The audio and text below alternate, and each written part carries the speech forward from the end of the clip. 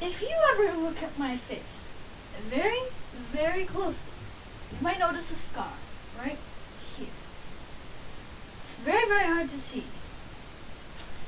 But most scars are from surgery or just a very bad injury. They're not all that special, but this one is. And the story of it is really crazy and strange. And you guys are lucky because I'm going to tell you guys the story of this scar right now. Now, it all began when I was 3 years old. And, well, it was also 3 o'clock. What a coincidence. And I, like a lot of little kids would, be having a temper tantrum. But the strange thing about this one was that, so Mom was cleaning the room, so she had her vacuum cleaner and she was vacuuming the floors and stuff. But when she would turn on the vacuum cleaner, I would stop my temper tantrum. It's like pause, and then when she would turn it on again, off again, it was like unpause. I would start my temper tantrum again. It's just one of those weird, crazy things that little kids do that we will never understand. But back to the story. So back then, we had these sort of island stools. It was like an island chair, except it was a stool. But the top of it was metal. And so I was just going like this. And then, boom! The island stool fell on top of me. It hit this here, and then there was a big cut right here. And so I started screaming like there was no tomorrow. Ah! And then Mom was like, alright, what's wrong now? And then she sees me with the big cut here. And then she's like, oh God, this is gonna need surgery, I bet. Well, stitches. And then, so she was like, well, I better, tell Dad something. Because, my older sister was at school right now. So Dad had to pick her up because, Mom's going to take me to get stitches. And so the thing was, Dad was at work. And so he was working at the University of Waterloo. So she called the work. And the way it worked was that she would call the main office, and then you would enter a 4-digit code or say the name of the person who you want to call, and then the voice recognition would, it would forward you to that person. But, Mom knew the 4-digit code for Dad, and so she called the main office, and she was about to enter the 4-digit code when the voice recognition was activated by And the voice recognition was, as you might know, pretty confused by this. It tried to find someone in the building with that name, didn't succeed. And so the voice recognition kindly informed Mom of the matter. Sorry, we do not know who it is. Please try again. And so Mom was like, alright, I'll try again. And so she was about to enter the 4-digit code when voice recognition was activated. Sorry, we do not know who it is. Please try again. And so she kept trying until she was like, alright. And she picked me up. She carried me into another room. Put me there. And then she tried again, and the voice recognition didn't recognize me going, because I was too far away.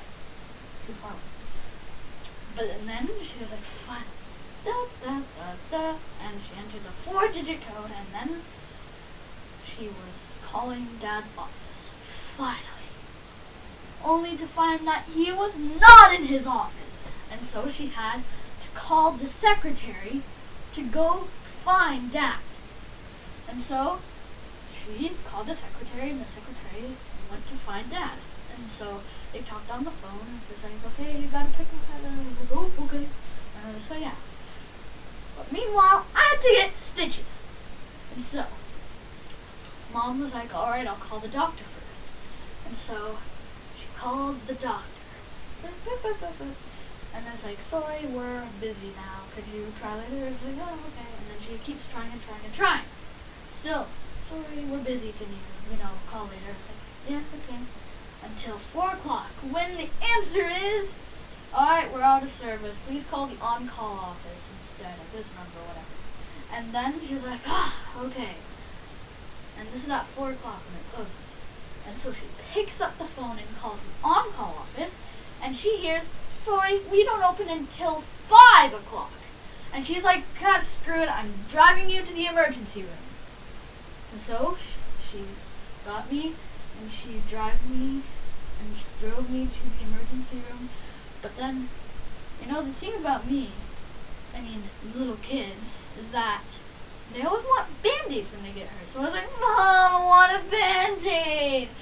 And so she was like, no, you can't have a Band-Aid. It's too bad of an injury. I was like, I want a Band-Aid.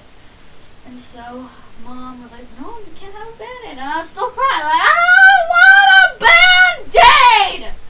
And so Mom finally came up with a really clever excuse. So she said, all right, Robert, you can have a Band-Aid, but it's a very, very special Band-Aid.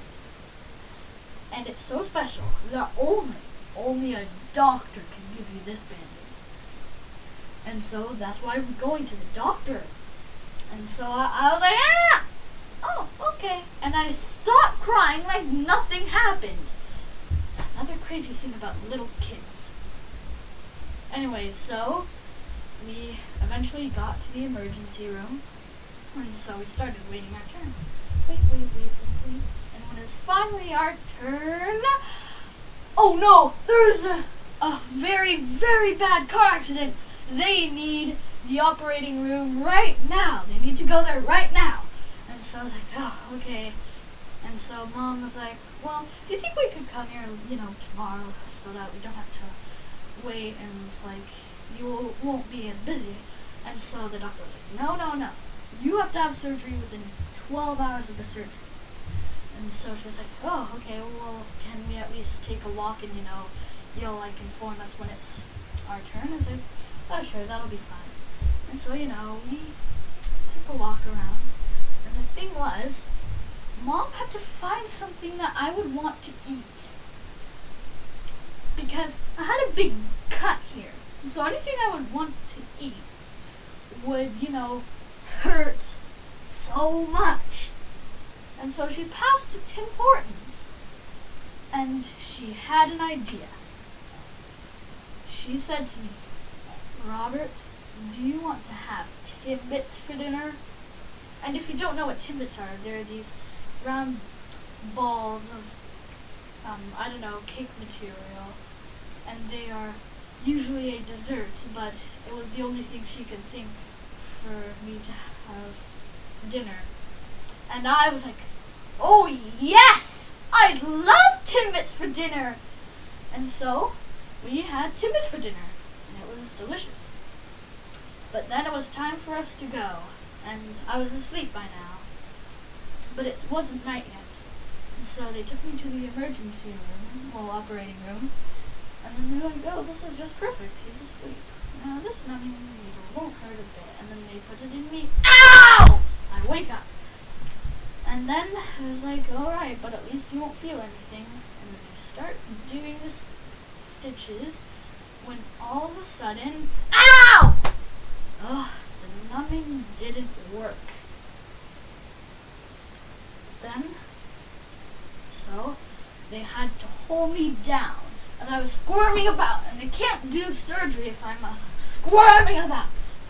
And so they held me down like I was a rabid animal as they did the surgery. And then finally the surgery was done. I was like, okay, let's go home now. I was like, yes, we can go home now. And so we went home now, and it's 1 a.m. And we went to sleep all normal. And then when we wake up, my dad decides to ask me a question. Hey Robert, what do you remember from last night? And I say, Timbits for dinner! And that was all I remembered. Timbits for dinner. What do you know? But then that was all I remembered for 1 week. Then Mom had to tell me what happened. I said, oh, it was cool. I only remember the timbers for dinner because it was delicious. Awesome. Yes, we get that. Anyway, so that was the crazy story of my Scott. Thank you, audience, for listening.